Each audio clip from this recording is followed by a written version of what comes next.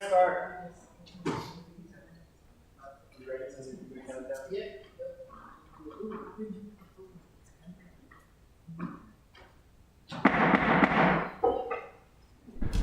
Good afternoon, everybody. I'm calling to order Environmental Matters Committee meeting for, what is today, the 12th of September.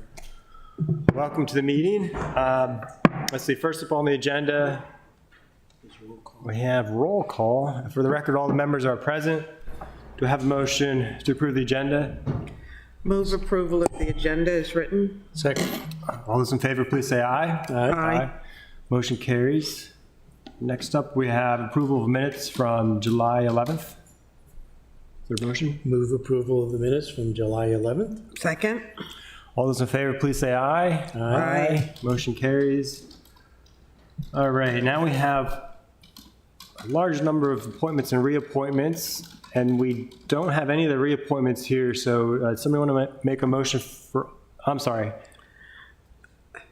make a motion for AP 13 through AP 15? Move recommendation of a favorable Yeah. for AP 13, 14, and 15. Second. All right, all those in favor, please say aye. Aye. Motion carries. I left 15 off there because we were just told that Ms. Jennings does not want to be reappointed. 16. Or 16, sorry. Well, they're new appointments. Ms. Jennings has been on the Conservancy Board for, gosh, probably over 10 years. So, actually, Kaylin, Ms. Jackson, could you make a note to get a citation for Ms. Jennings? AP. Yeah, AP We're taking 15. no action. I mean, AP 16. We're taking yeah. no action in 16. Correct. Okay. And then what about 17? Next up is 17, which is Miss Albright. Can you come on up to the table? Welcome to the meeting. If you could just make sure the green light is on and then state your name and address for the record. She's everybody's friend. Look, oh, now it's on. Sorry, it was green. Hi, I'm Sally Albright. My address did just recently change. So I was at 7 Elliott Road in Annapolis, Maryland. I'm now at 203 Victor Parkway. So I believe you're my alderman now. It's good to see you. Thank you so much for having me.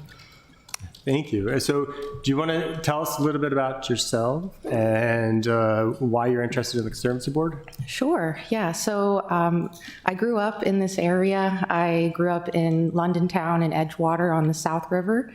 And I've had the incredible privilege of being much of a water bug and environmental freak for most of my life, going all the way back to third grade Girl Scouts, oyster pots off the dock with Coastal Conservation Association. Then I got really involved professionally with the field when I was interning high school and college with Arundel Rivers Federation. They used to be the South River Federation, now Arundel Rivers. And those are the Southwestern Road River Keepers. So I worked with them as a restoration technician, did a lot of work on our existing upcoming restoration sites. So that included invasive management, a lot of tree caging, plantings, and long-term maintenance of the sites. And then through that position, I got really involved with the network, found my people here, and started cold calling and getting to know the community and trying to find my long-term career here as soon as I could. Went to school out in Oregon, Oregon State University, studied environmental science and oceanography. And then when I came back, I had the privilege to start my position at the county. And so I've been working as I started as the grants manager, now the outreach coordinator. But I've been working for the Anne Arundel County Department of Public Works, Bureau of Watershed Protection and Restoration since December of 2019. And I fully intend to spend as much of my career dedicated to the Chesapeake watershed as I possibly can, as long as the watershed can stand me. And I'm really, really excited about the potential to join this board because I've been a resident of the city since 2019 when I moved back home. And of course, I've spent much of my life getting to know the county side of things and the county community. But so much of my job and what I think is valuable about this work is getting to know the people that make it up, getting to know the ins and outs and the nuances of the parcels and the properties and the histories behind them. And so this seems like an incredible opportunity for me to get to know the city a little bit better, to do my part to give back in a more direct way, and of course, take any opportunity I can to facilitate more partnerships, cross interagencies, intra-agencies. But yeah, that's me. Excellent. Are there any questions for Ms. Albright? Seems eminently qualified. Happy to have somebody young on board. Yeah. Alderman, any questions? No, I just want to say thank you for offering your services to the city. Thank I you. think you'll be a valuable member of the commission. Thank you. Yeah, and I just want to offer my enthusiastic support for Ms. Albright. We do share a day job, so I've gotten to know her a little bit, and she's one of the most positive, passionate, and knowledgeable individuals that I've have the pleasure of knowing. So I'm very excited to have you more involved with the city. And so if you have anything from the board that you would like to bring to this committee in the future, anytime. We do sometimes have the Environmental Commission come and give updates, so please bring that to the commission. If you have any recommendations, anything, just feel free to come on by. Fabulous. Thank you so much. I really am so beyond grateful and really looking forward to serving on this board, given if the opportunity is ultimately granted. Thank you. Yeah, thank you. I move we recommend approval. Second? All those in favor, please say aye. Aye. Aye. Motion carries. Thank you. Thank you. Thank you so much. So, Mr. Chair, she'll be on the agenda at the next meeting? Yes. Yeah, no need to attend the next council meeting, but you'll be on there for approval. Yeah. So as far as the last appointment, I would ask that we postpone this until the next meeting to see if we can get the individual to attend. Mr. Chair, I think Paul Murphy is here, though. He is. Yeah. We approved him with the first three. He's AP 15. Oh, I missed you. I'm so sorry. Yeah, so you want to come on up and...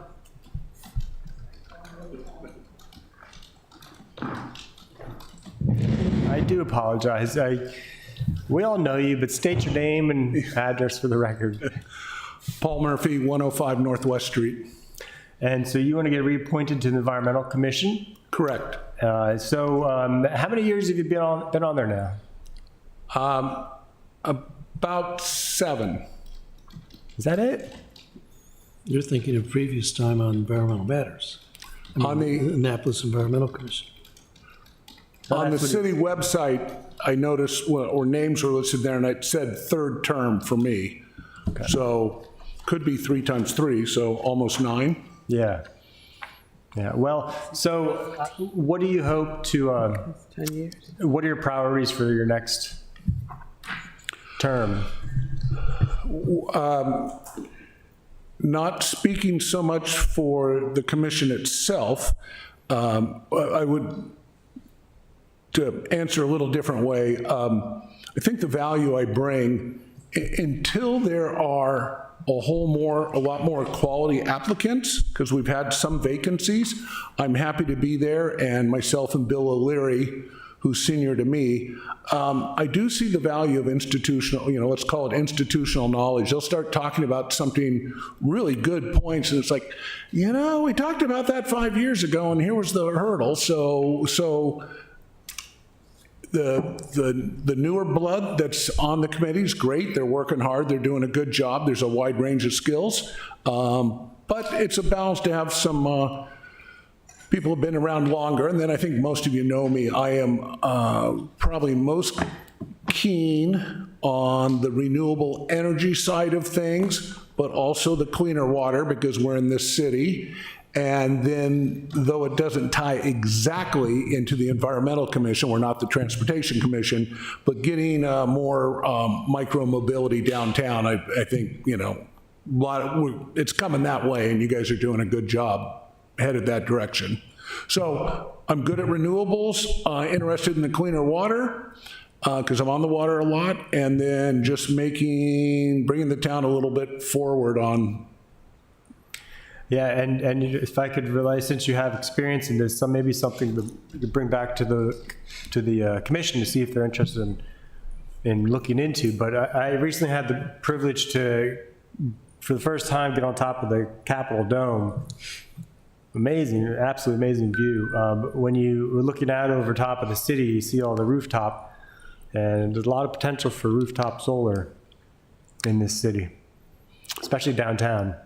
Yes, the historic district has, I don't know enough, but I do know a little bit. I mean, if you move a couple, you got to be careful. They have some tight parameters. So Yeah. I don't have enough knowledge to speak to that. But I think what the city did with the solar farm out at our old landfill is great. And yeah, as the cost of solar reduces, hopefully more people step forward with that. And I guess if I'm, well, I won't go to, so that, enough on that. So I'm going to see, any other questions for Mr. Murphy? Nope, we've known him for a long time. Thank you for continuing to serve, and it's been 10 years. Yeah, okay. Time 10 flies. years. 2014. Wow, okay. Thank you. So, thank you. Thank you, Mr. Murphy. And we did already approve your reappointment.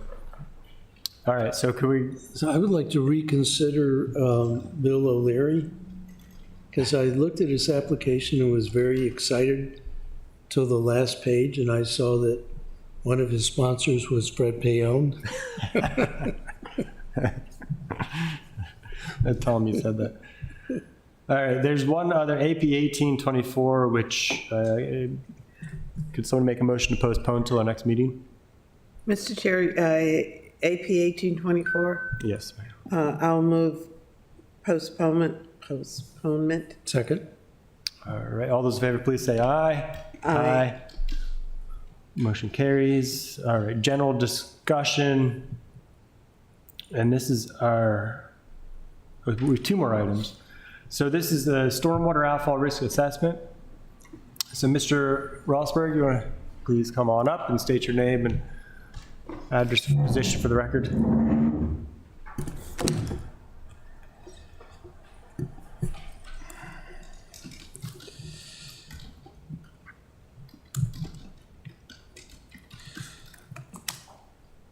Oh, there we go.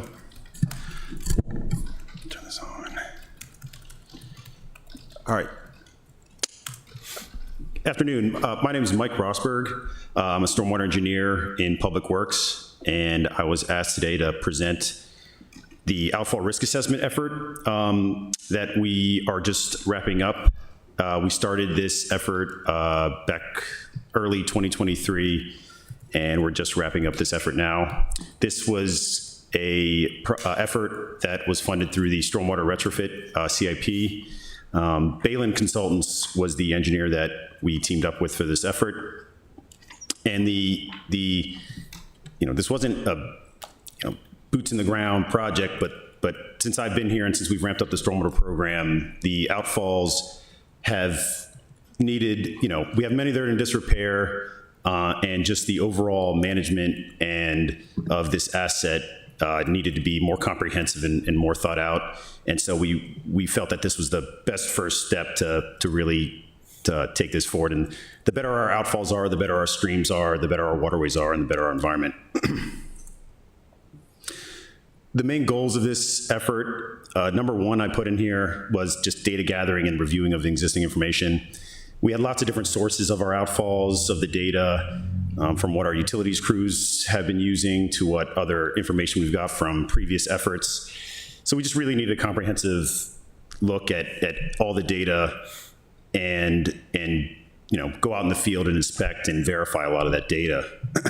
And the one of the deliverables out of this was the assessment report, which is it's a very comprehensive, detailed, lengthy report, a snapshot in time of this effort that details the majority of what we're going to go through today. But to me, this last bullet here is the big tool for us, is that really this is a tool that we're going to use moving forward to better manage these outfalls. And it's in the form of a spreadsheet, which we can use and sort and categorize based on all the criteria that we assessed. and ultimately the GIS map data, which not just outfalls, but all our stormwater infrastructure, we're really ramping up, and a very powerful tool just to visually see and manage and view the data.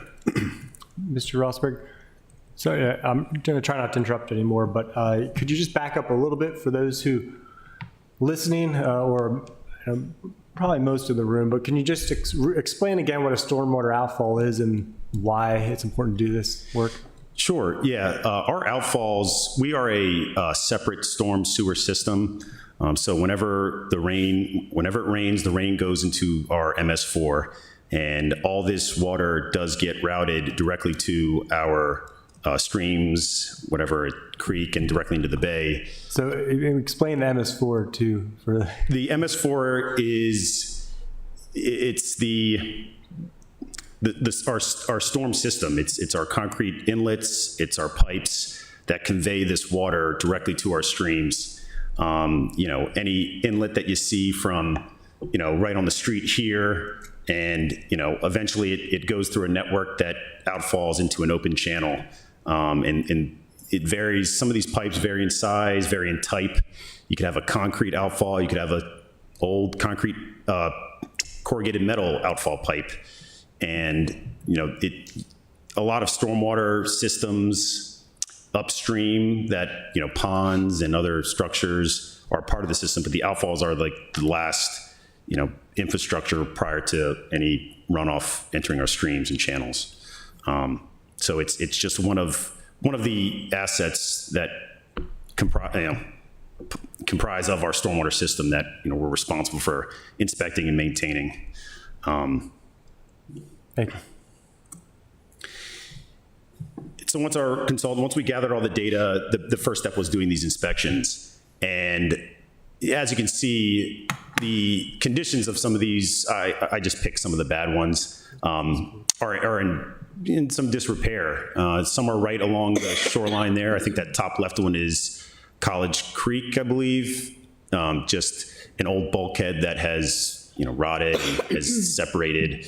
No one really sees it. It's really down a hill in a vegetated area, but it still is carrying a lot of the runoff from our streets and our roads and our city. Some of them, top right, are just submerged. You see a lot of these downtown that they're submerged. We don't see them, but it can be in bad shape and have different challenges as the other ones, access being one of them.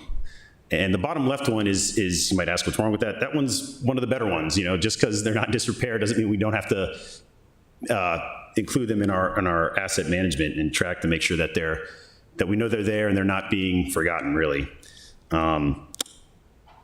This table is a part of the report that ranked the top 10 poor ranking outfalls as condition. Just want to note that although they ranked condition here, this isn't we're just going to start maintaining top to bottom, the worst to the bottom. Again, it's really a tool so we can sort and categorize based on these different categories. Could you send us a map of, kind of curious to see where the top 10 outfalls are in the city? Once I get through this, I'll show you the map, and a big part of this is we're going to be publishing this for you guys to view and give to other entities so that you can, give feedback. I just kind of put together a quick slide to kind of go through the whole effort. But yeah, we will be publishing that for everyone to see. But could we also get these slides? Yeah. And on the previous slide, is there some kind of footnote that tells us what the numbers mean, like what a 5 means versus a 1? Yeah, and as I go through the report, there are a couple documents you'll have to have where you'll be going through this, and then it'll describe what each number means. Even this next slide, it'll go into detail what each category means and how we rank them and what the numbers mean.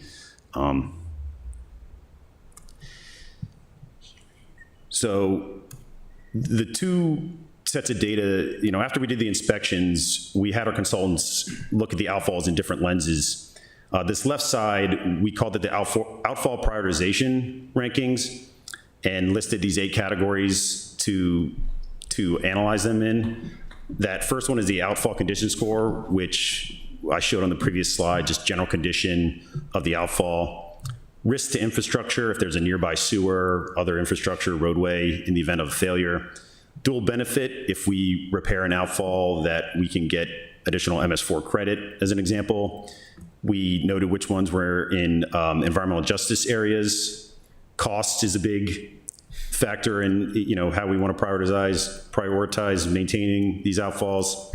Access, you know, how is it easy to access these? Where are these located? You know, can these outfalls be can we see grant funding for some of these? Is it just a broken pipe that grants really won't support, or is there a bigger effort where we could loop some of these outfalls into a bigger grant effort? And sea level rise, you know, there are other opportunities where we can group and look at some of these outfalls that are really affected by, you know, sea level rise.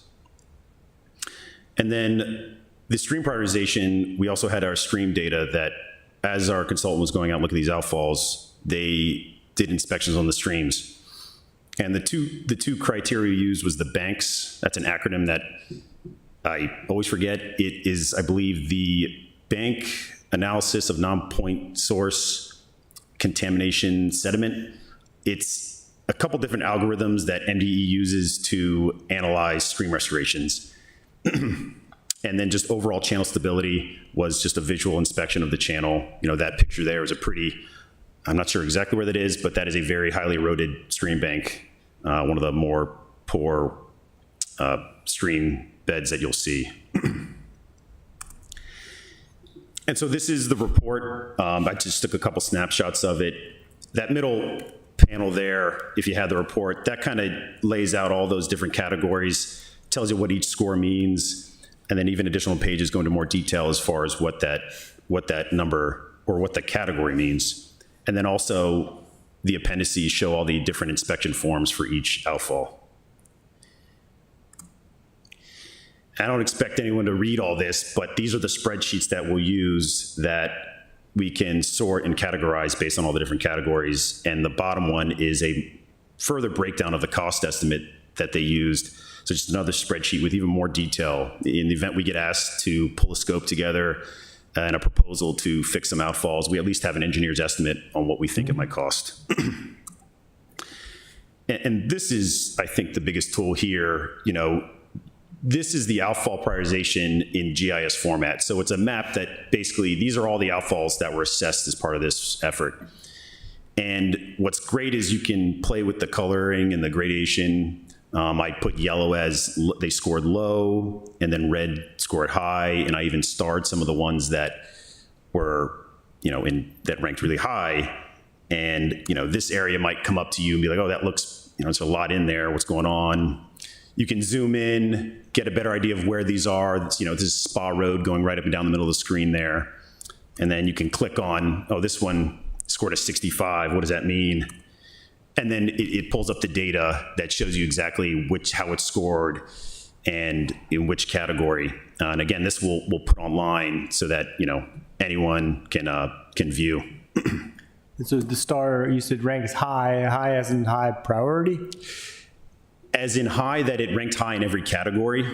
So it's not necessarily we're tackling the stars first. It's just it ranked high in all these different categories. Again, you can sort by cost, you can sort by condition, you know, you can group them in different areas. And again, the tool here is you can, you know, also can group some of these outfalls in one effort. If you're mobilizing work, you know, you're not just going to take one, you could do a group of them in a certain area. So that's, I think it's really powerful to see where these are all located, and if a couple scored high in a close area, that's something we can consider going for, trying to address. So 5 is the worst?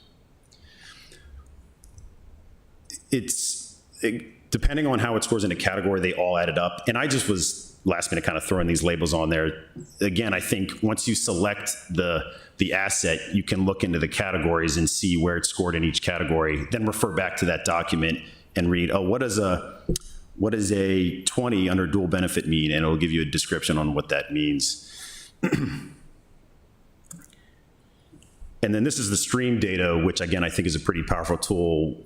the county, we use the county's GIS layer for these stream reaches. We don't want to just start from scratch. And then again, you can see, oh, there's a lot of red up here. And if you zoom in, this is the upland of Weems Creek. We note is very, some pretty poor condition outfall. And again, if you select, say you want to select this reach, it'll give you the data and our assessment of that stream reach. And I think the big question is what's next, right? We did this effort, we have all this data, what does that mean? Like I said, we're going to publish this online so people can see it. And we've already had a lot of discussions with our nonprofit partners because they're very interested in this too. And we want to, not only hopefully team up with them in some of these efforts and funding and repairing some of these outfalls and streams, but in the event, these are the streams and the outfalls. There's still upland BMPs. There's still stuff on parking lots. There's still stuff in impervious area that can be removed in some of these areas that drain to these streams, that drain to these outfalls. So we can use this as a tool. So when projects come in or we look for ideas, we can target some of these areas.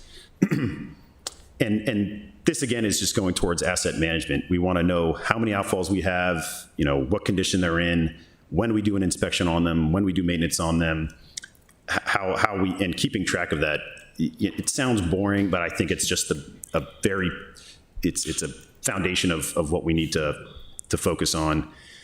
CIP projects, if we're putting a water line nearby, if we're putting in sidewalk, near an outfall, we want to know what the condition of the outfall is that these projects drain to, so that we can team up and do more work more efficiently at once. And then restoration, we want, we need to do some restoration on these channels.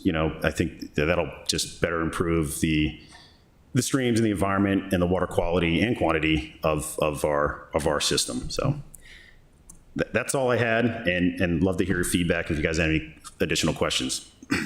All right, my colleagues have any questions? Yes. Alderman Arnett? It's interesting that we are having this briefing today, because Tuesday I was asked by a constituent, are we going to be putting filters on all of our stormwater drains before we dump stuff into the bay? And I couldn't remember anything in our WIP program that would do that, or any other program, and I would imagine it would be very costly infrastructure, but even more costly to maintain. If you have a filter, presumably you catch something in the filter, so you have to keep cleaning that out. But is that even something that is done or considered anywhere?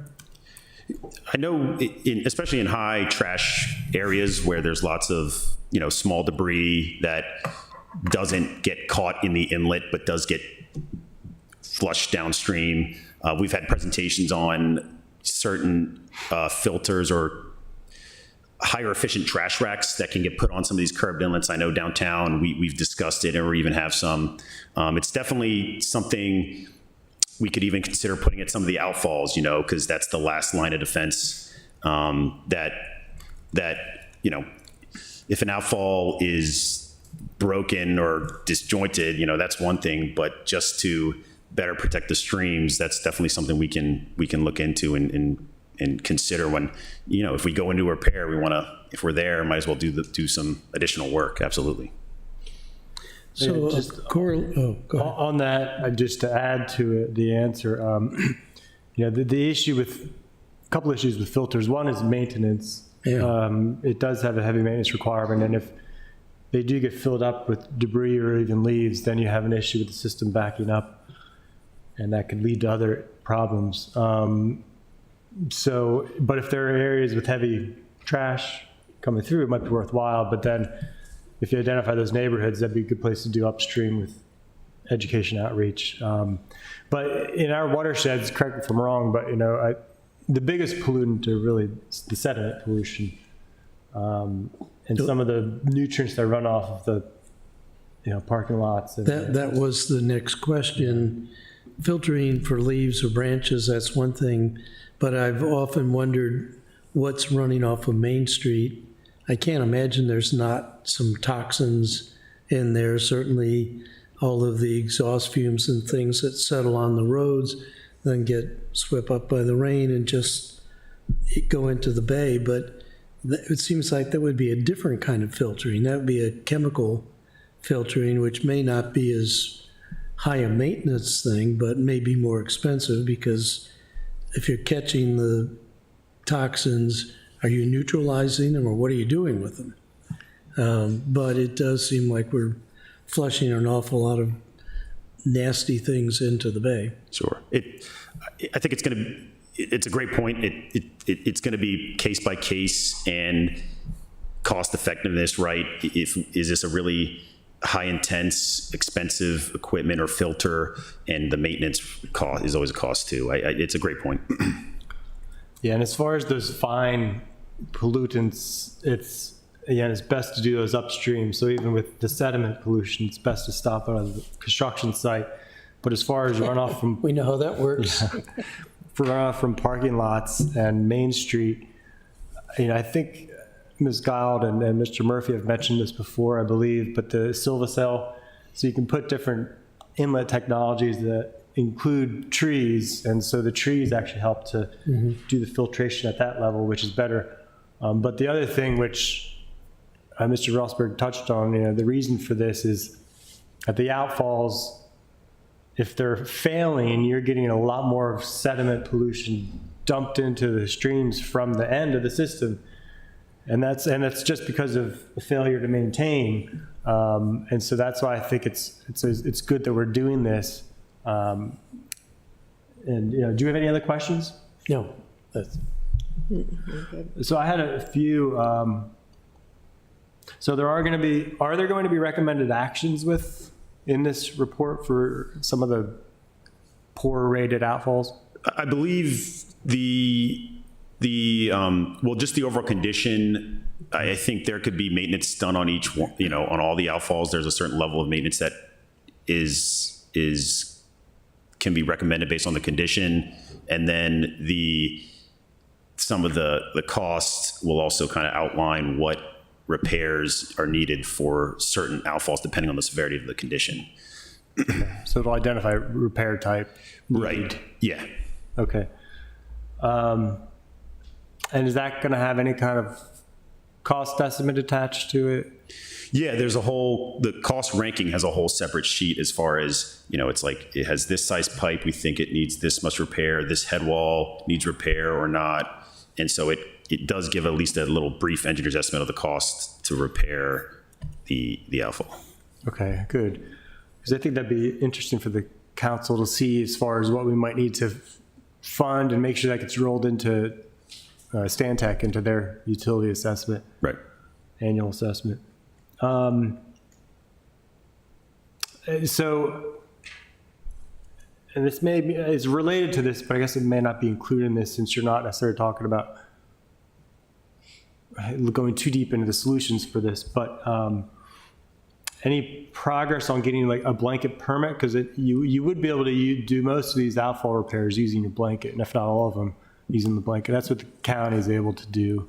Yep. Which saves a lot of money. Sure. And I think that's like these next steps. We have to start, we'll look at which ones can apply for that, right? And then we can start grouping and getting depending on the condition and which ones we can just do with a blanket permit.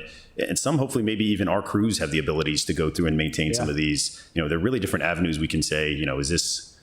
Yeah, exactly. I think those are the next steps that we have to kind of go through this. This is just a lot of data it was a big effort to get a lot of this data, which is really what this effort was. And hopefully loop it into the development process, so it could be flagged if a developer could help. Right. Nearby Definitely outfalls. discussions on making, if development, these are the receiving conditions of where you're putting a development and looping that into, adequate public facilities, all that stuff. Yeah. Good. And I don't know, Ms. Guild maybe, may have answers to this as well, but since we're speaking of outfalls, the one came up not recently, but a year or two ago at, what's the name of the cemetery across from the Westgate Circle? Brewer Hill. We literally had skulls being washed away and graves being exposed What's an update on that? I think last I heard there might be a restoration project going on back there at some point. Jackie Gile, Deputy City Manager for Resilience and Sustainability. Public Works did finish a restoration project there, and Mr. Rosberg has more detail on than I do on that. And they do have plans for a lower project on the lower half there, and Mr. Rosberg can provide detail on that. Sure, yep. The outfall there was in disrepair that we worked with it was really the development of the bank across West Street was responsible for a certain amount of the repair that they completed, but we also received a state grant in conjunction with Brewers Hill Cemetery to do even more restoration all the way down to College Creek, which is in design right now. So Jasmine Wilding is the storm engineer who's leading that effort. Oh, good. So you ended at the plunge pool. Yep, there's a storm, from West Street down, there was a lot of work and a lot of erosion on Brewers Hill site, and there's a plunge pool down there now, but there's still erosion down going to College Creek, which this grant is gonna design and do stream restoration. So if you understand, from West Street down to the plunge pool area, that's kind of midway down through the cemetery. That's where Public Works did the initial work with Hyatt, and then from the plunge pool going down to College Creek, that's where the second phase will be done. That's where they have design finished. Okay. They haven't commenced work on it yet. Yeah. Could I get a summary of that, or I don't know if you have a concept, because I'd like to just send an update to Delegate Henson, because she has a family plot right there where the erosion was happening. I think she'd like to know. Yep, yeah, absolutely. I'll make sure Jasmine follows up after this. Yep. Thank you. Thank you. And I just have two other things. One thing you mentioned that you did do was there an assessment done on all of the streams, or just a select few of these outfalls? So the stream assessments were, again, based off what the data we had from the county, and their stream reaches, I asked the question how they even broke those up, and there's some inconsistencies. And for the most part, it was the county's data was any public stream, and they could do them as they were doing the outfalls, but then there were some, such as like Brewers Hill, we didn't have because it really went onto private property. So these were really just the data we had for the public streams based on the county's data. Okay. This is one of the reasons I'm asking. Well, I guess the other part of it would be, so what I'm getting at with some of these next few questions is one thing I just recently learned about, and with our recently passed comprehensive plan, we adopted something called, I think, what was it, like watershed zoning or watershed creek shed. And at the time I was wondering to myself, well, how can this actually be used? And nobody really gave me a great answer, but through some continuing ed that I'm doing, I've learned about, well, some jurisdictions are doing, there's an idea, I don't think I copied you on this email, but there's an idea where if we can get an accurate assessment of the streams themselves, as far as all the indicators, be it the benthic or be it the erosion that's happening, we can determine which ones, the ones that are healthier may benefit obviously from greater protection before they degrade too much. And those that have degraded to a certain point, it just might not be worth, because it's so difficult to get them restored to a certain point. And so the way you work that into the zoning are the areas that have the healthier streams. You may want to have more controls on development as far as, I don't know, emphasizing getting more trees, greater buffers, that kind of thing. And so I'm going to be looking at, hopefully, with this next year, I might try to work that into our zoning, but obviously it's going to be a lot of overlap with what you all are doing. And I think, again, this was really started as the outfall work and everything, but because all the outfalls were right there in the streams, again, we didn't want to create a new data set of new streams. We basically just took all the county stream layer and just clipped it with the city and just kind of used their their boundaries as far as what they considered streams. But Yeah. Okay, and what about, and maybe Ms. Albright might know the answer to this too, but has the county done monitoring in any of the, I'm guessing they haven't really done much monitoring in the city streams?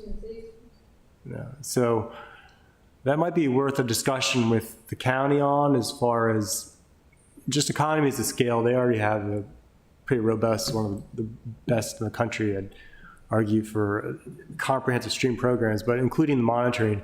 So if we can get some of that monitoring data, I think that'd be a good, maybe even addendum to this report at some point. Right. Right, so we can work it into the development system. So are you now in charge of the stormwater program? no, I'm still just stormwater engineer is my title still. This was just Okay. one of the projects that was assigned to me. Yeah. Okay, well, thank you for coming. I do have one other comment, is just that since Ms. Albright's still with us, I think it'd be great, would the committee be interested in getting a tour of perhaps some of the city and county projects, some of the work we've been doing over the past Yeah. few years? We had one many years ago when we were looking at scouring on the flow going by one of the apartments there on Tyler Avenue. And we Oh. were doing repair on I'm the afraid- scouring on the bottom half, and it seemed to me like we should have fixed the scouring on the top half before we fixed it on. But yeah, those kinds of things are very interesting.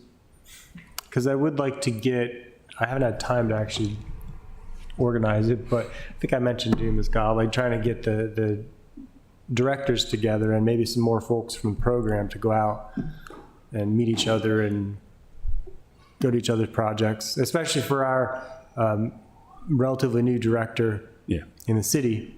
I think it'd be good to get him fully briefed on especially the county. We did do I believe it was Feel free last to come up if you want to say anything. I was just, last year, I believe, we reached out to the county and we walked one of their streams because, yet the streams are in bad shape, but we even brought our sewer and water engineers out there too, because these streams have conflicts and similar problems that we have to work through. Yeah, I believe it was Cat Branch where there was a sewer crossing that, we wanted to repair a stream, but they wanted to relocate the sewer, but not everyone wanted to relocate the sewer. So it was a really good discussion of what the project problems were and what they're doing now and how they're monitoring it. It was really helpful. Yeah. Good. Excellent. Ms. Giles? While we have Mr. Rosberg here, if you have any questions about Hawkins Cove, he is the project manager. And also, Mr. Rosberg works with the Chesapeake Bay Trust on the fund that we administer with the Chesapeake Bay Trust on the projects that we fund. And we just awarded several grants through the Chesapeake Bay Trust, so he can answer any questions with regard to those projects. Well, I mean, personally, I haven't seen the design in a long time. And if you'd be willing to come back perhaps at some point just to give us an overview, or Ms. Gile, if somebody, or you may be more familiar with it than I am at this point. Really? No. Next time, be happy to. We did do over the summer. We did a couple public meetings for Hawkins Cove and got some feedback, and we're still working through the design. But Okay, so the design's not fit. It's only at 30% design right now. Okay. Moving it into full design permitting. okay. Well, I guess when you get further along, Okay. keep us in mind. Absolutely. Excuse me. So any other questions? No, but thank you. All right. Yeah, I really appreciate you having the initiative come out here. Thank you. Yep. Thank you. All right. Let's see, bring up the agenda here. All right, now we have update, Ms. Gild. And have you all officially introduced Dylan to the, Yes, To Mr. the committee? Konich has been introduced at a previous meeting, but, thank you, though. who is our environmental programs coordinator and has been working on a number of our new projects that we've added to our resilience and sustainability highlights report. that was included on the agenda earlier this week. I'm just going to hit some of the highlights, the new things we're working on, and ask Mr. Lakonich to chime in on some of them since he's the project manager on some of them. We led off on our report with the greenhouse gas emissions inventory and action plan. We have not done a greenhouse gas inventory since 2008 based on 2006 data, so it is very out of date. Technology has changed quite a bit, and things in the city have changed quite a bit as well. We have new buildings, we have new technology. The way that you gather and measure greenhouse gases and the gases that you measure even are different from 2008. So this is very much needed. So we have an RFP that's been ready to go since the end of July. It is with procurement. It just needs to be pushed out the door so that we can get some bids on it and get this inventory, these two inventories, one for community and one for city facilities done. What we are adding this time that's different is we are going to develop a greenhouse gas reduction plan. And we're not just looking at the typical facilities and buildings, but we're also looking at lawn care and anything else where we're emitting greenhouse gases. So we're looking to the experts to tell us anything that we're missing and any other ways that we can reduce our emissions. So this is going to be much more comprehensive than it was the last time we did this in 2008. So looking forward to getting that out the door anytime now. Just have to get procurement to push it out. Anything you want to add to that, Dylan?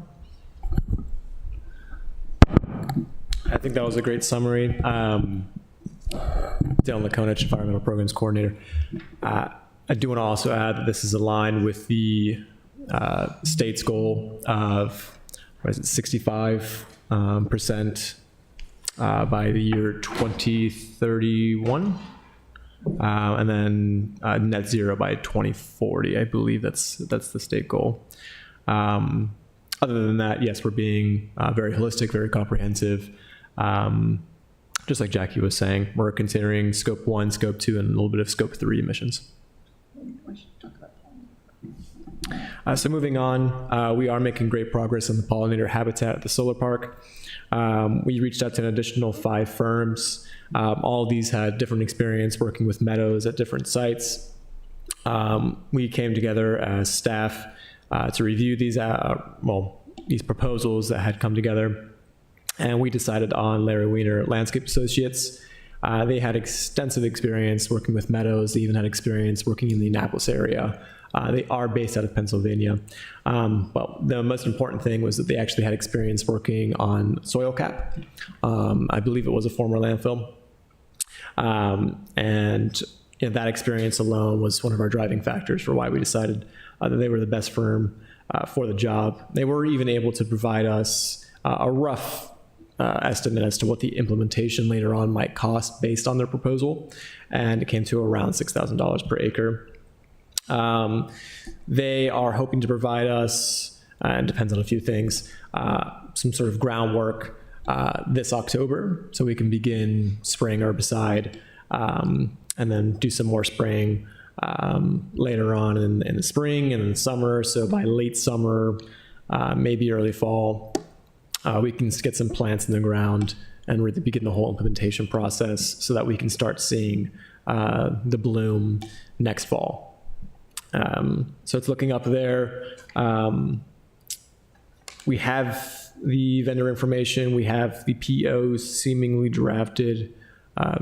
Double check with that department on the progress of that.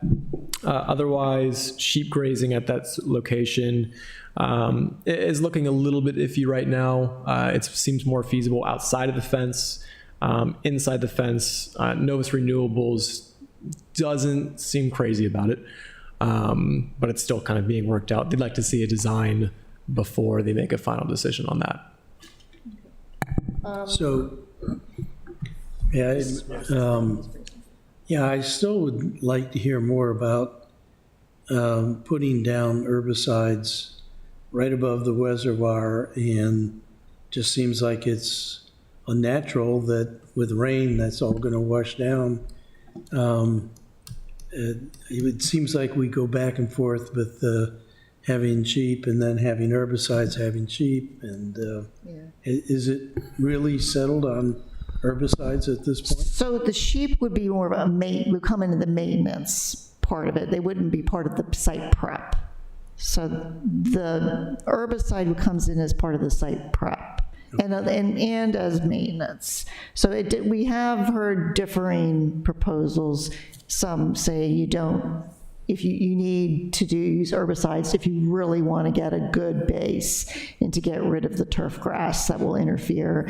There's other proposals we've heard that you can do this without herbicides, and you can throw a seed intermixed with your turf grass, but it's going to take much longer to establish a pollinator habitat, and it may never be as robust. And then we've heard other companies say, you're just never going to get a good product if you do it that way, and you probably waste a lot of money. I'd say vast majority of the vendors said that you really do need to use herbicide to prepare your site in order to get a good result. And these are all companies that want to protect the environment, but they said this is something that's necessary in order to get a good result. So this proposal that we put out, and the vendor we're selecting right now is going to come up with a design. The design for the site, the types of plants we want to put there, kind of seed, and it's a proposal about how to prepare the site, what the costs and the type of maintenance you would need, and an overall budget.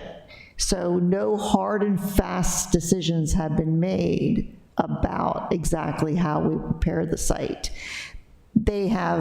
We asked them if they would be able to, based on where they're going with this, would there be something in the ground and something blooming, with the direction they're going by the end of this mayoral term. And they said, yes, they could do that based on where they're going with this. But no hard decisions have been made, because this is a design project with maintenance and budgeting built in as well. So there's still time to weigh in on how we go about actually doing it. You know my feelings. I do know your feelings. Okay, we're going to move on to other projects. I just want to give you an update on the climate change litigation that the city is involved in. I'd say almost all of the early preliminary lawsuits that were based on motions trying to move cases out of state court from federal court, into state court, where plaintiffs feel they have a better chance of defeating the plaintiffs' cases, have been mostly defeated, except in Baltimore in July. Unfortunately, that case was dismissed, but the plaintiffs are appealing that decision currently. And in our case, in the city's case against the defendants, we are in the discovery stage. So we are in the process of seeking information from one another. So we're in the interrogatory and request for documents stage right now. So we're going to start receiving requests from the defendants, and we are requesting information from them right now. So we're in that stage, which you get that information and you analyze it, and then you decide where you're going from there, whether you're going to proceed to trial or to settlement. So that stage will take quite a long time. So we expect this case to go on for a number of years still. Just wanted to get you guys an update on that. Also regarding some energy grants, the city, along with the Resilience Authority, submitted for a technical assistance grant to draft a building energy and resilience performance standard model code. That's for our building standards. Last year, the General Assembly passed a similar building code, resilience building code, but that was for large buildings. I think it was 20,000 square feet and above. This is mostly commercial buildings. This would be, this is a technical assistance grant to help the city draft a building code for smaller buildings, so mostly residential buildings, to make them more resilient. We would not be with this grant, we're not required to adopt this building code, but it provides a framework for us to develop a building code that we could adopt. So I consulted with Director Jakubiak before we went in with the Resilience Authority to apply for this technical assistance grant, and we have not yet heard if we've received this grant yet, and that is from the Department of Energy, where we applied for this grant. The electric ferry project, just giving you an update on that. The RFP is out. It has been out for about 2 or 3 weeks now. We have held a question and answer session with vendors a couple of weeks ago. Staff continued to receive questions from vendors, which we're answering. And they have until October the 4th to get in qualifications on the project. And then we'll conduct interview with some of the top bidders, and then we will have final selection for design and build of the electric ferry. Meanwhile, Department of Public Works has a design for the 5th Street landing, and we have already have the DNR dock at City Dock planned for the City Dock side of, so we would go between 5th Street and the DNR dock at City Dock. So we really don't have to do anything at the City Dock side except have a ramp to access the electric ferry on that side. So things are moving along there, and we can, depending on the cost of the vessel, we can have up to 2 vessels. Just depends on the cost. So there's separate money for the vessels, the landing area, and the EV charging. We could have a vessel that has onboard charging. So all you have to do is plug into a 240-volt outlet, and that gives it a little bit more flexibility on where it can charge. So if you have a 240-volt outlet, you can plug in, we had the outlet at Cars Beach, we could plug in there, plug in at City Dock, plug in over at 5th Street, or wherever you go to, any landing that has a 240-volt plug-in. So that is progressing, and we hope to have, with the plan that we currently have, we would have a vessel by fall of 2025. And other grants, so we can talk about the EV one as well. Moving on to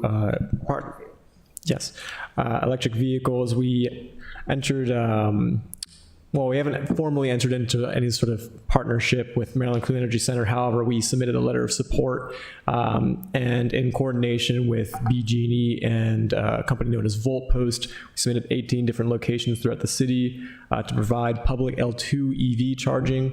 VoltPost provides a product which allows us to essentially install EV chargers on light posts.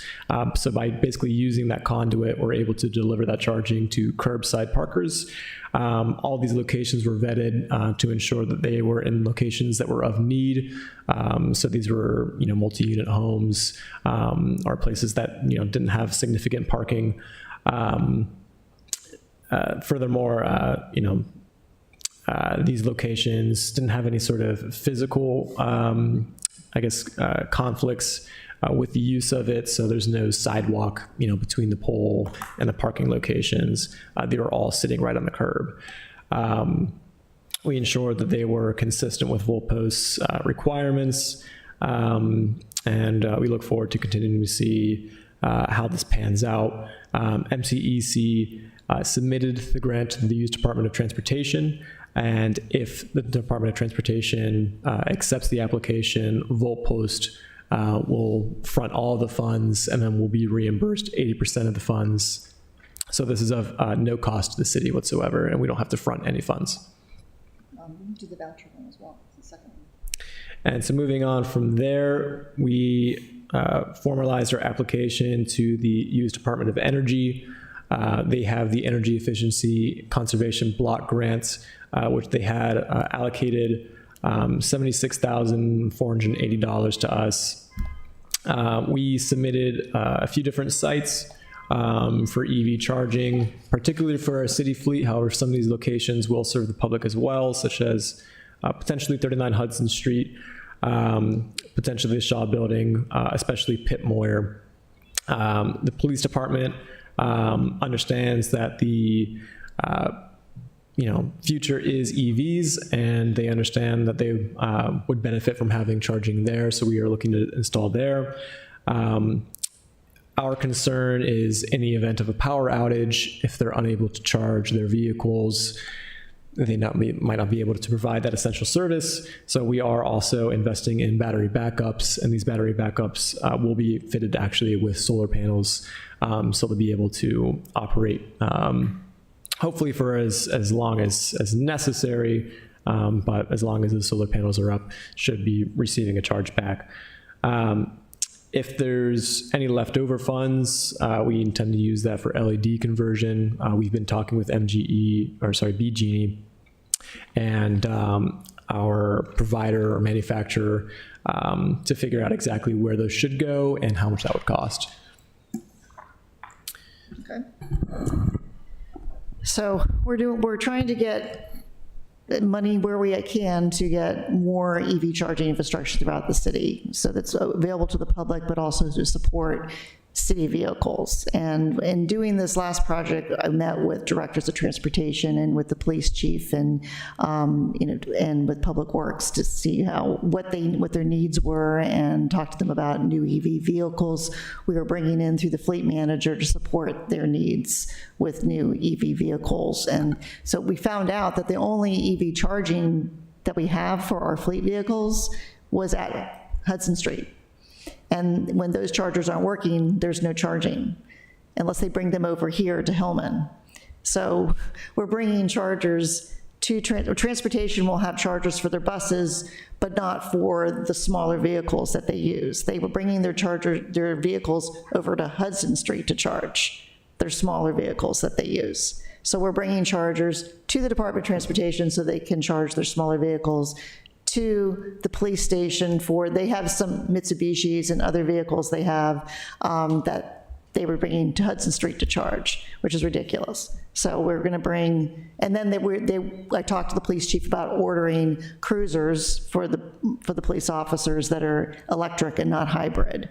And he agrees that that's the future and that we should be doing that rather than just ordering hybrid vehicles. So instead of bringing all our vehicles over to 39 Hudson, we'll have EV infrastructure at their departments. Well, where do the code enforcement staff park their vehicles? Code enforcement are parking over at GOTS. And so there are chargers over at GOTS. I think sometimes they park here. I have never seen them use the chargers here. Do we let city employees park here in this garage? Do? Yeah. Okay.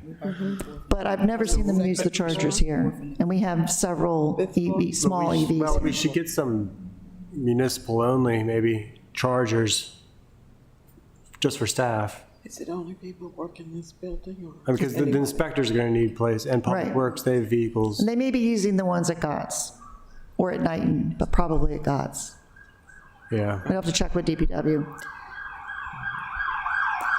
So some of the two different programs that Dylan described some of them are public and for staff, and others are just going to be located at different departments. So they're not going over to 39 Hudson to charge. And sometimes those chargers weren't working, we found out. And we finally got the two fast chargers in Hillman fixed after several months. There were two down there that weren't working for months, but now they are working. I just wanted to mention 3 projects that were funded this year through our $300,000 that we give to the Chesapeake Bay Trust to administer. This year, there were 3 awards. One was to the Georgetown East Townhouse Community. The Severn River Association is actually administering that project with that townhouse community.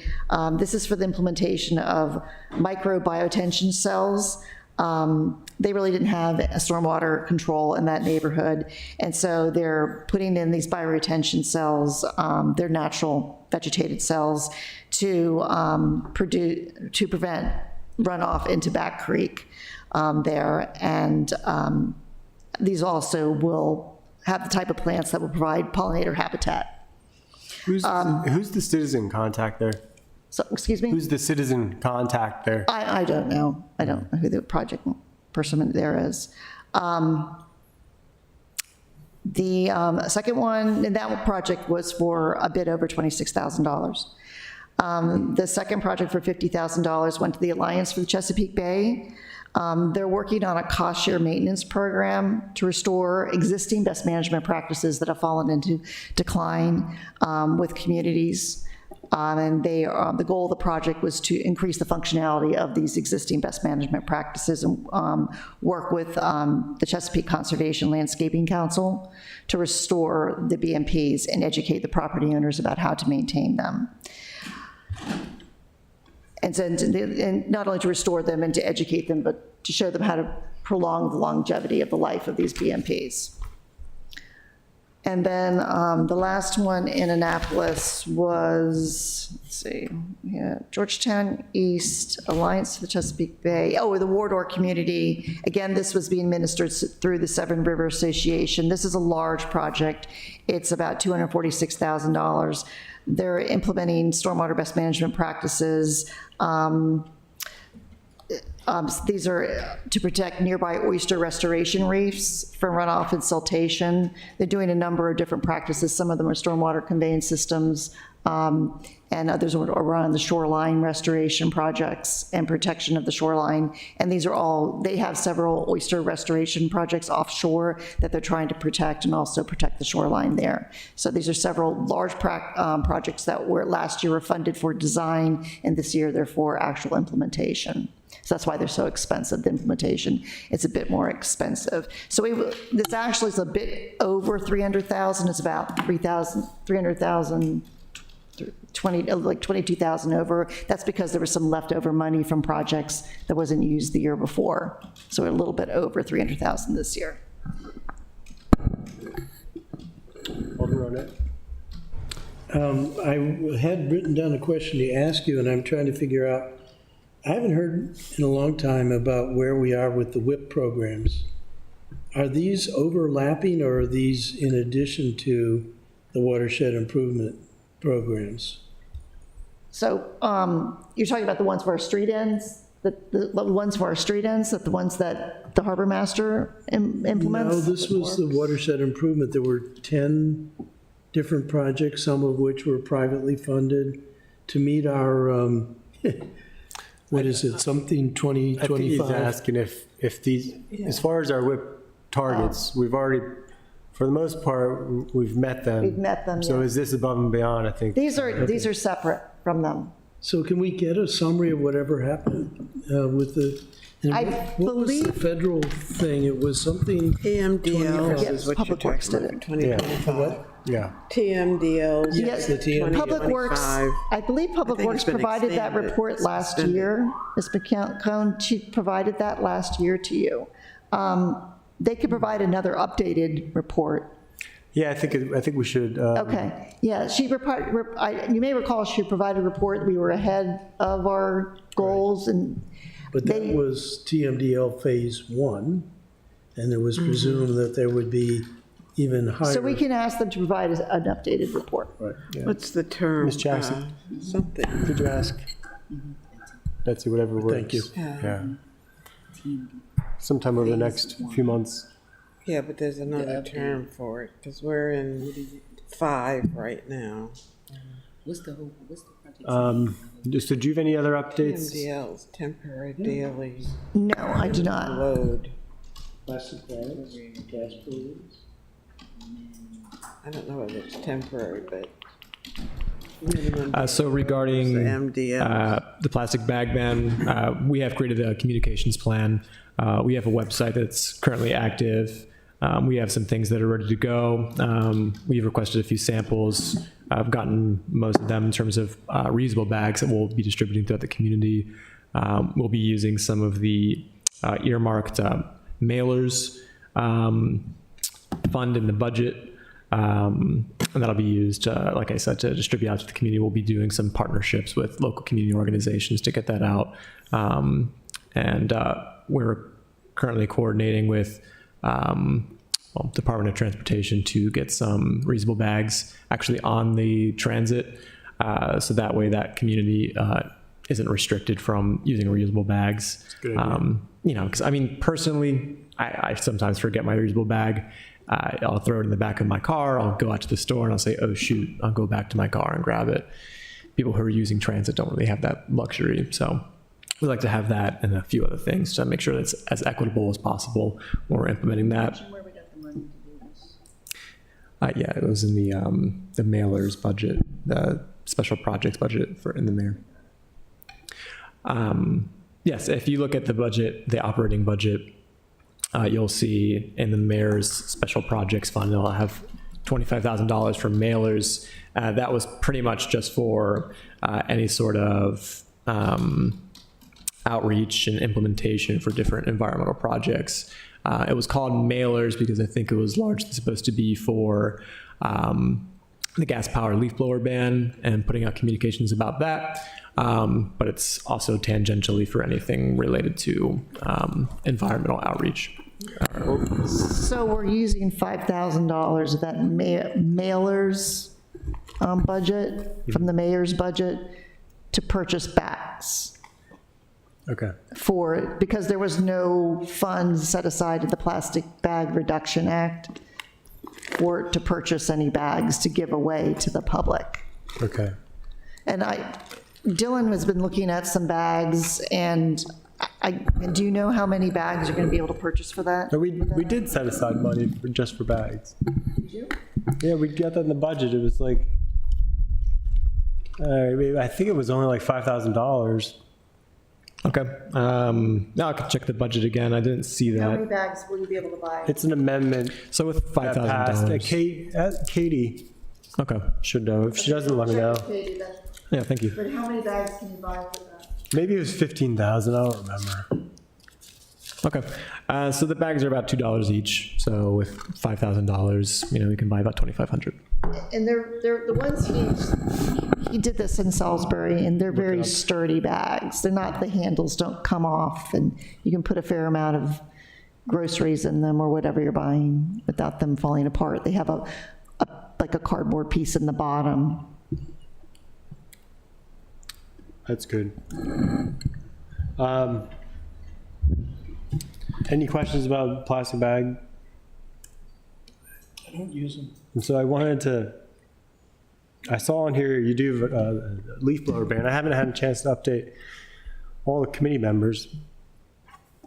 If you have comments on this, please let me know. But we've heard some feedback, critical feedback regarding the leaf blower, the gas powered leaf blower prohibition that was going to take effect, I think this January. And so basically there was a lot of, while there were some landscape companies in support, there were also some that I think have quite a bit of consternation about it. And so what I was planning on doing is, and I asked staff for some support, was to introduce legislation that would postpone in another year, because I would think there's value in reaching out to larger jurisdictions like Washington, D.C. and Prince George's County to find out what they did to help ease the transition and to see. Yeah, which one are you talking about? Are you talking about leaf the leaf blowers or- blower, yeah. And to figure out if we might want to, also to find out if what kind of incentive program or buyback program, whatever they've done elsewhere. I think that'll give us some time to figure out what we need to do for next year's budget. And what I'm thinking, it would be worthwhile to bring in some of the local landscape firms who are supportive and have them help with any education that might be required. So is there any opposition on the committee as far as Yes. delay? Yes, Alderman Yes. Arnett? Yeah, I'm not sure what we gain by delaying it, but I would point out this time next year, we will all have 1 month left in the term. And so it's kind of like, it could well sine die and just go away altogether. And I'm not really sure what we're going to gain by postponing it. I thought we were going to have a 6-month period where we were going to do the education, and I thought we were pursuing looking at buyback programs, which could be one of the good things we could do with the one-time only money at budget instead of here, there, and hither, thither, and yon. But it seems to me if we postpone it, we're really killing it for this term. I'm not sure. When are you thinking about postponing it until? Well, I haven't exactly said it, but what I was thinking was December of 2025, so next December, And the effective date is January? this January. January Which means it would take place not this fall, but the next fall, it would be ready to be fully implemented. And certainly the next council. Well, it's already adopted in the code, it's just implementation or effective date. would be Who's done pushed the back. education piece? Jackie? Well, that's to be determined, because my thoughts were figure out what other jurisdictions have done, and then work with some of the local landscape companies who are supportive to see if they can help talk to their colleagues as far as. I'm not sure why that wasn't done before we had the legislation. Some of it was. Well, what's the office's thoughts on this? So the question's going to be like, The feedback we received, we did some outreach recently to landscaping companies, and the feedback we received was the cost of the transition was the biggest impediment.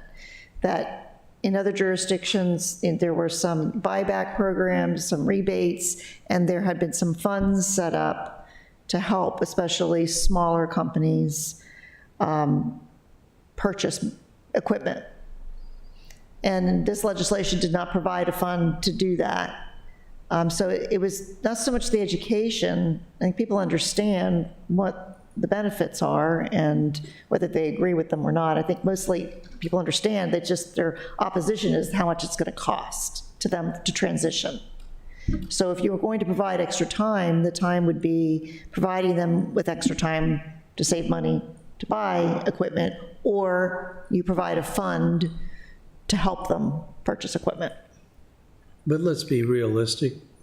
They're always going, first of all, what are we talking about? $300 at most for a year? No, the type of commercial, so we're not talking about the kind of leaf blowers a homeowner purchases from Ace or Home Depot.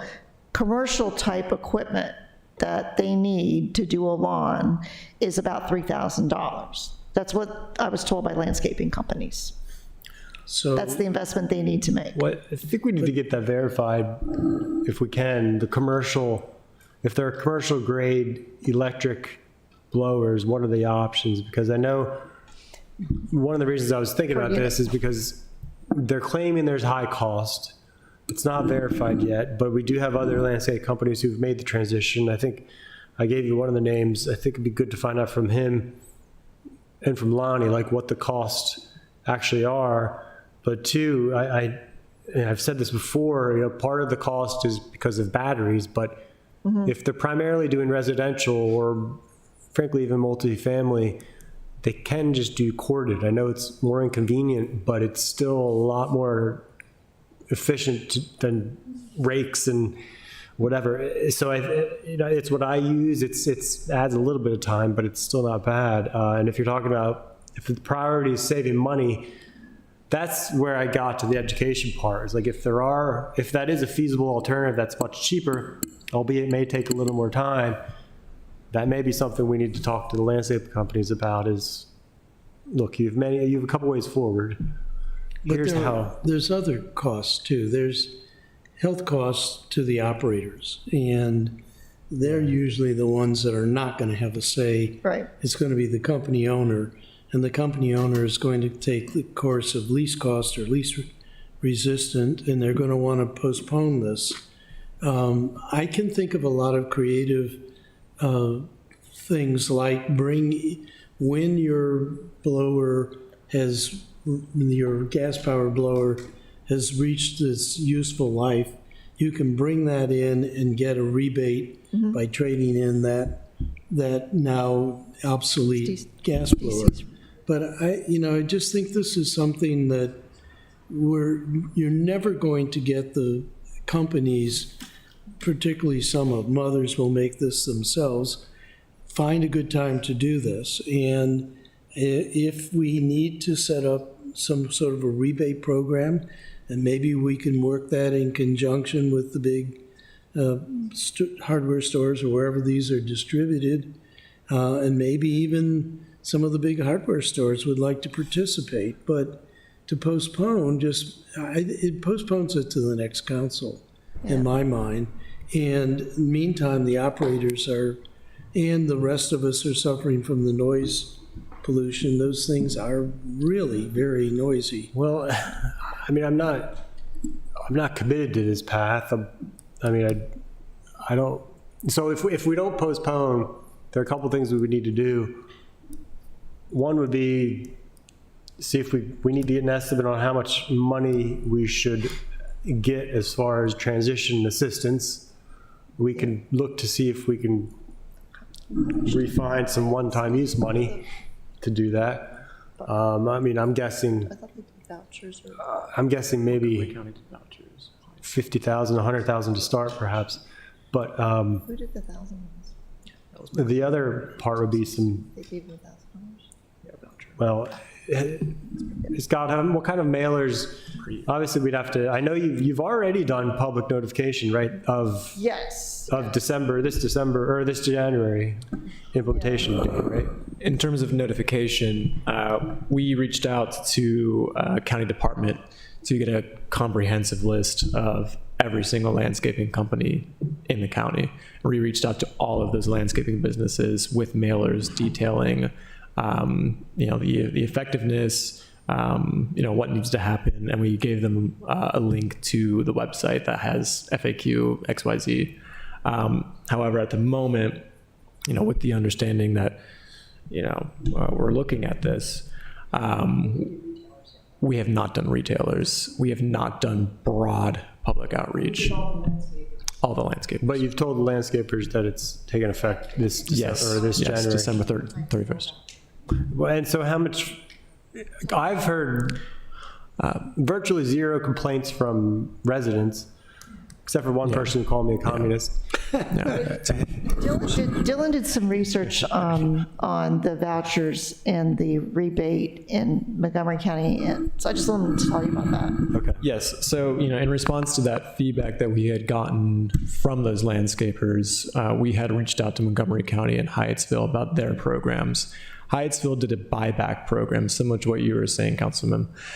This buyback program basically was that they would bring to the city, Department of Public Works had pop-up events, and they would take the gas-powered leaf blowers and then give them $50.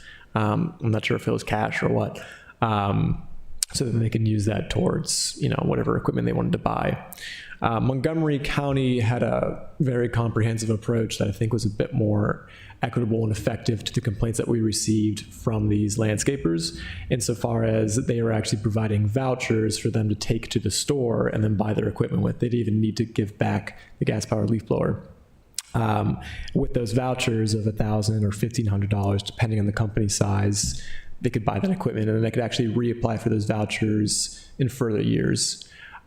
Residents in Montgomery County were able to receive substantially less, but that's because the equipment is substantially less powered and doesn't come with the full kit of everything.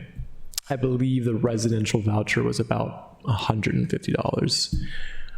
That's a program that I think is a very good approach. And like I said, I believe for the businesses, it's multiple years. Can you get us a proposal? Because we would need to get a supplemental appropriation probably done, and so we would need an amount and detailed, Yeah, not super detailed, but Yeah, we could do paragraph or so it, we for could proposal. give you on the number of companies that because we have the list of companies in the county, the number of county companies, or we could just do the city, that's true. And then I think that the voucher program is the one that's most effective. I mean, that's the complaint from the companies. So $1,000 to $1,500, that's that helps, that's very helpful. Yeah. And if we also want to extend it to residents, the $150 one, but it's the companies that seem to be the ones that are hurting the most. Well, I've only heard from one, I don't know if it's one or two companies, but But even the far as companies complaints. that say like Garden Girls, who are very on board with it and they understand that this is the way things are going, they said that it would hurt them and they would, it would financially hurt them. And but they don't do as much lawn care as some companies, so it would hurt them less than the companies that do a lot of lawn care.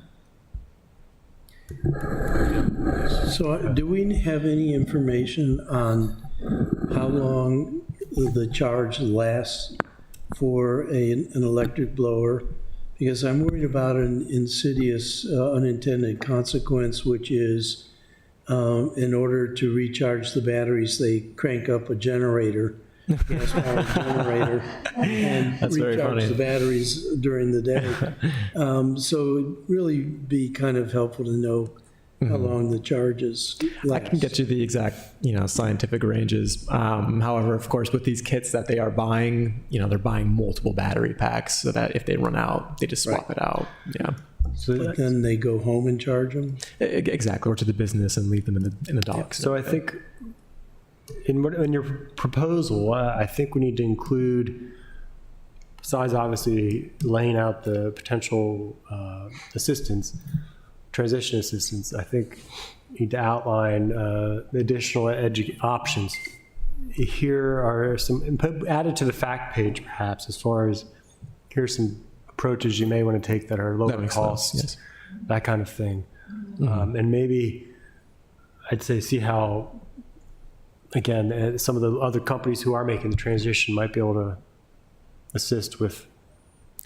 Yeah, for sure. that. And, we can see if other jurisdictions have found success in, marketing wired connection. We were talking about light posts earlier. If, we can make it easy for companies to plug into a light post and then go around like that, that could be an option. In the future, EVs might be an option for plugging in, or they might be amenable to having residents provide the plug-in. But yes, there are multiple options. I think it's wise to communicate that. Because in reality, it is going to be over a year until next fall. Well, roughly a little over a year. So that is quite a bit of time for us to get this There's together. never going to be a time when there aren't going to be a non-trivial number of people who are going to say, oh, this is too much, this is too soon. And I'd rather just be called a communist once, not called over and over again every time we restart. We did the big step. We bit the bullet and said we're going to do this. I think we should carry on. If we need to get a fund set up or budget in the budget set up, I don't think we're talking about a lot of money. Particularly, what do we throw around over $4 million in one-time only money for the last budget? I think we can find some money for this in that kind of figure. Actually, Jody talked about that this morning at the Financial Advisory Commission. Because of the way we budget that is so conservative, we always have this big glut of extra money. I love Jody, so this isn't a criticism of her, but I don't think that's good budgeting. I don't think if you budget and year after year after year, you have millions and millions of dollars after filling up all of your contingency funds, that's not a good budget. That is overspending or. Well, I'm not the expert on that. Yeah, so, but in any event, there is money. And so if we need to help these companies, of course, we should do that and get over the hump and get going with it. That's my view. Any other thoughts on this? Are we I'm ready? sorry, I was trying to pull up one-time only monies. No, it's okay. Just wonder if there's anything else on this topic or if we should move on. Well, I kind of agree with Alderman Arnett that, we've notified folks. They know that it's coming soon. You know, we're gonna hear from people who support it. I think you should hear from people who don't support it, so you get both sides of that discussion. But I'm not sure the benefit to delaying it. Okay, Ways to help implement it. yeah. So I guess keep moving forward, but I think at least we can say, when we get an idea, the proposal for the transition assistance, we can include that, work with Mitchell to get a new press release out and get that out to folks so they know we're trying to respond. Okay. But I still think it's also important to learn what we can from Montgomery County and Absolutely. DC. Because I know people are complaining about us, but those are obviously much larger jurisdictions who have made the commitment. Well, if we can get up, a financial assistance program by next fall, and get should that be able to. assistance actually helping people by next fall, then I think that's what's really important.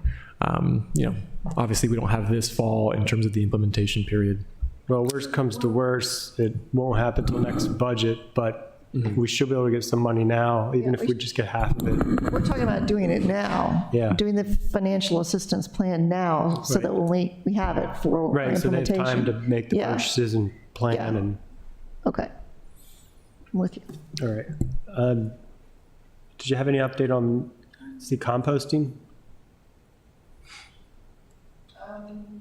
No, we need to find two champions, one in City Hall and one in Gorman, so that we can extend composting to those two buildings. And Public Works is allowing us to do that, and I would like to extend it to all city buildings and have composting in all of our buildings, by the end of this year.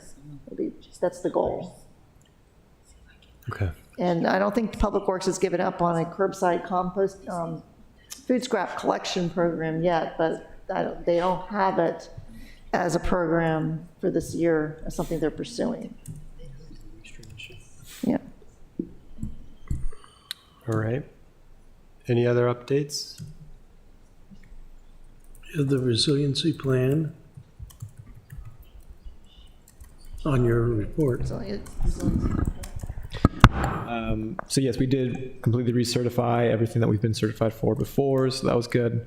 We are in the process of drafting an outline for a resilience plan. This is something that's been requested several times. We are referencing the hazard mitigation plan, the comprehensive plan, and other relevant plans, pulling from there. And really right now we're sort of taking stock as to what the current landscape looks like, what the current plans are, and then trying to find some gaps in there, and then move forward from there to create really a long-term vision for what climate resilience planning would look like for the city of Annapolis. This is not all encompassing for all things sustainability or all things financial resilience. We're talking purely about climate resilience at the moment, but we can potentially scope out from there. Did you have something to add? Willing to take a couple questions about what that resilience planning process looks like, but at the moment it is an in-house project. It's an in-house project right now? At the moment, yes. Okay. Yeah, so we have a lot of resilience plans and a lot of resilience-related projects, and some that aren't captured as resilience, but like even for City Dock, there's resilience elements in there. But we kind of do a lot of projects that are resilience-oriented, but there's no overall arching thing that's called a resilience plan for Annapolis. So this is his first exercise, is to go through and identify all of those plans. And if we even have to break them down in, transportation related and stormwater infrastructure related and energy related, and just identify all those projects and plans, even pulling for the CIP and the comp plan and the emergency management hazard mitigation plan and the cultural hazard mitigation plan, all of those things and all those elements of those things, and see where we have gaps and where there's opportunities and where there's resources and other things, and just That might be an outline of a plan right there, and we may say we need an outside person to take this and develop it into a plan. But I think we have a lot of plans and projects already ongoing in the city. We may already have a resilience plan, it's just not identified as such, and it's not pulled together. So Dylan and I are doing that, taking that step, which I don't think we want to outsource that, because I think we can do it better, because we know the city better, and we know our plans better. Last time it didn't work, so. Yeah, that didn't work so well when we did that with an outside contractor. So we're going to do that and then meet with, relevant staff, see what we missed, fill in some areas, and then we'll take it the next step after that. We'll meet with this committee, other committees, share it with council, and we'll see where we'll go from there. Yeah, I mean, personally, I'd really like to, I don't know what direction you're going to go with the plan itself, but I'd really like to see more of a comprehensive vulnerability assessment done for the entire city. We've done downtown. I don't know if there's more we need to do in Eastport, but there are other little areas throughout the city, like my ward, that have Yep. some waterfront we need to perhaps take a closer look at. Right. Because there's also, like, And for Ward example, 4 too, I think. with that, there's a project right now in Eastport that Public Works is doing with the Resilience Authority, and they're identifying projects that are resilience-based around sea level rise and flooding. That would feed right into this, because Okay. that is a discrete resilience plan centered around, I think they broadened it to beyond Eastport to be the Yeah. whole Back Creek watershed, so that's a plan that would feed right into a resilience plan, be part of it. The whole Forest Drive Transportation Corridor plans, that's a resilience kind of plan. It's a transportation-oriented one that would feed into a resilience plan. I think all of these plans come together to form a resilience plan, in a way. So once we do this exercise, I think we may have a resilience plan, but we need to do this exercise. So I think we, as staff, we know this probably better than hiring this out. I don't think it's worth doing that, hiring it out to an outside contractor right now. Okay. So I just said, give us time to do this, and we'll report back. Okay. Sounds good. Anything else? I do I think- think we need a timeline, though. Yeah, we're working on that right now. I think we can I think we can pull this together this fall and in the next couple of months. Oh, okay. Yeah, that's what our plan is, to develop be this a- framework and see where we're at. That'll be a record for the city, for plan development. We're not, you know what, now that I have Dylan on board, I am knocking things out. This is great. And in the budget, there's another position, this environmental associate position. Thank you very much, you guys, for giving that to me. And as soon as we get past this classification compensation study, I'll be allowed to hire that person. We'll really be rolling. I can't wait. So that was they're optimistic once we get past. I think that's on our last I'm really work looking session for forward to next it. week, right? Do you know what's on the work session for next week, Caleb? Can we think get it DPW to give the alder members a briefing on what they're thinking about for sea level rise in Eastport and Back Creek area? Because I'm happy to hear they're working on it. I keep being asked by my constituents all the time, what's happening after City Dock? And I said, well, I know realize we have to do something, but I don't know what they're thinking about. Okay. I would appreciate that. Which ones? I know that you are a priority, and they're designing, they are evaluating the whole Back Creek watershed. I think it got bigger than Eastport, but Eastport Yeah. is the focus. Right. So Eastport's a priority, I'm not. You're always a priority. All right, anything else? No, All right, anything else we go to the order? Nope. All right, any motion to adjourn? Move we adjourn? Second? All those in favor, please say aye. Aye. Motion carries. Meeting is adjourned. Good evening, everybody.